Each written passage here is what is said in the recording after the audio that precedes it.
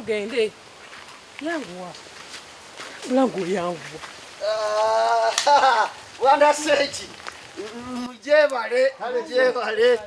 Enenga nyino omukisa.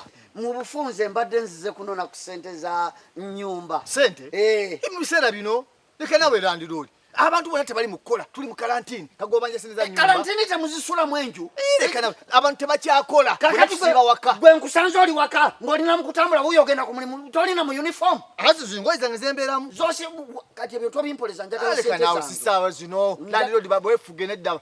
Abantu bona tukyalina sente. Njagala sente. Atubanja sente me. Mitwalo 7. Ensanvu eyawa. Sebo buli mwezi kwa mitwalo 3 njagala emitwalo 9 nkubanja emyezi egi.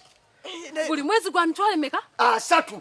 Sechi. Bulije nyumba ya mitwalo 3. Gwe nyabo tokulunga lugezigezi ku sente za nju yange tomanyi bwe bayimiranga bazimba ennyumba. Sechi. Olabe nyumba ya mama Junior wali wa mange. Teri musiringi, teri musiigo, teri mu kantu konna, teri munekana kantu akafikiria bwe kati. Tembuli wadde kyekimu. Ne ya mitwalo 4 mwezi. 5. Ne kati yabe yaffe.